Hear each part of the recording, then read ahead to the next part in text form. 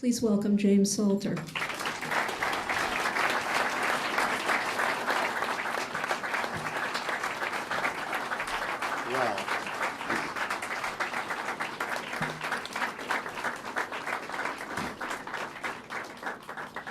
Thank you.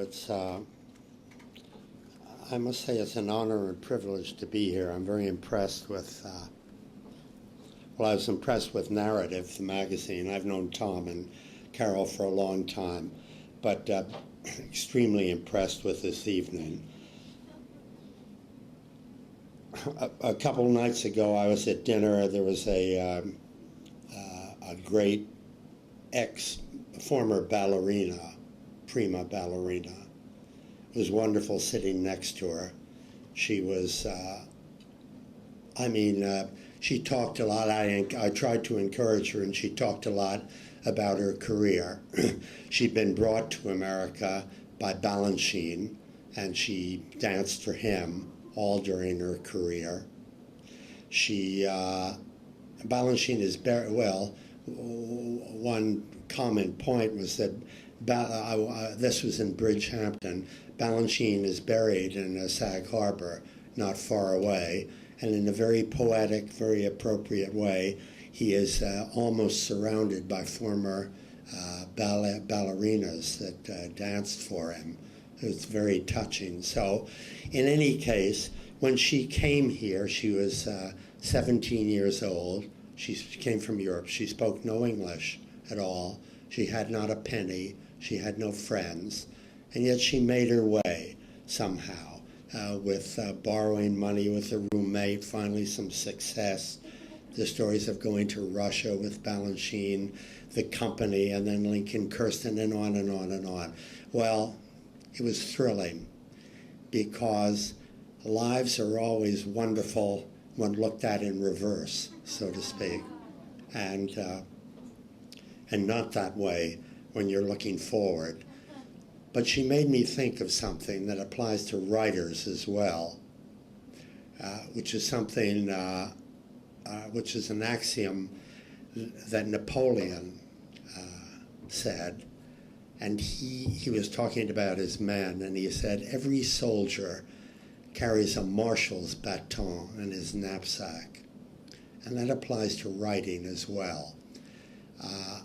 No matter from what level, well, of course, it depends on your ambition, but no matter from what level you begin, or where you are, or in what obscurity, or in what fame, you still have a possibility of writing something marvelous. It's right there. Its potential is there always. I think Narrative, as I say, I'm very proud to be here tonight. So this is a story called Palm Court. It's a New York story. A Chevalier used to say about Valentine, this is a little Parisian story. And so on. Anyway. Late one afternoon near the close, his assistant, Kenny, palm over the mouthpiece, said there was someone named Noreen on the phone. You know her, she says. Noreen. I'll take it, Arthur said. Just a minute. He got up and closed the door to his cubicle. He was still visible through the glass as he sat and turned toward the window, distancing himself from all that was going on. The dozens of customers' men, some of them women, which once would have been unthinkable, looking at their screens and talking on the phone. His heart was tripping faster when he spoke. Hello? Arthur? The one word, and a kind of shiver went through him. A frightened happiness is when your name is called by the teacher. It's Noreen, she said. Noreen, how are you? God, it's been a long time. Where are you? I'm here. I'm living back here now, she said. No kidding. What happened? We broke up. Oh, that's too bad, he said. I'm sorry to hear that. He always seemed completely sincere, even in the most ordinary moments. Well, it was a mistake, she said. I never should have done it. I should have known. The floor around the desk was strewn with paper, reports, annual statements with their many numbers. That was not his strength. He liked to talk to people. He could talk and tell stories all day. And he was known to be honest. He had taken as models the old-timers, men long gone such as Henry Braver, Patsy Millinger's father, who'd been a partner and had started before the war. Onassis had been one of his clients. Braver had an international reputation, as well as a nose for the real thing. Arthur didn't have the nose, but he could talk and listen. There were all kinds of ways of making money in this business. His way was finding one or two big winners to go down and double on.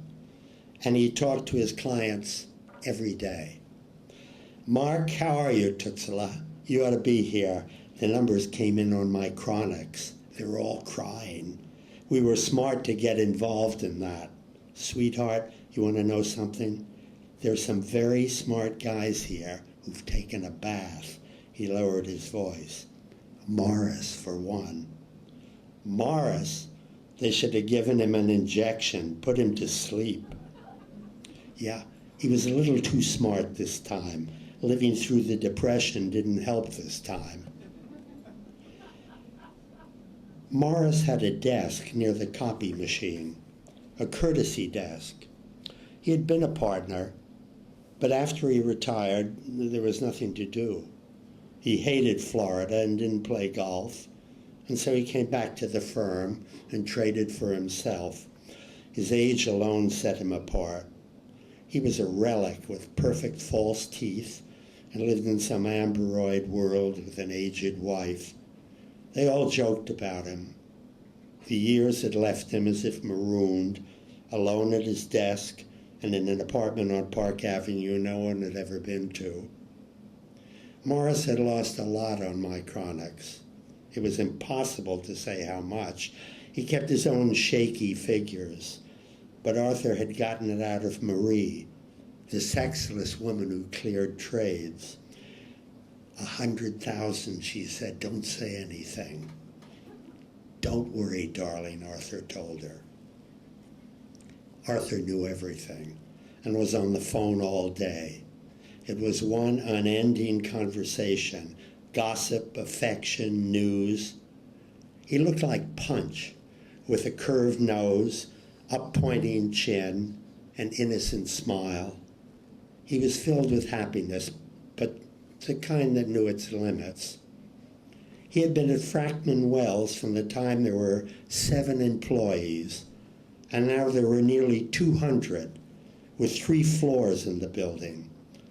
He himself had become rich, beyond anything he could have imagined, although his life had not changed, and he still had the same apartment in London Terrace. He was living there the night he first met Noreen in Goldie's. She did something few girls had ever done with him. She laughed and sat close. From the first moment, there was an openness between them. Noreen. The piano rippling away, the old songs, the noise. "Oh, I'm divorced," she said. "How about you?" "Me?" "The same," he said. The street below was filled with hurrying people, cars. The sound of it was faint. "Really?" she said. It had been years since he had talked to her. There was a time they'd been inseparable. They were at Goldie's every night or at Clark's, where he also went regularly. They always gave him a good table, in the middle section with a side door, or in back with the crowd and the unchanging menu written neatly in chalk. Sometimes they stood in front at the long, scarred bar with the sign that said, "Under no circumstances would women be served there."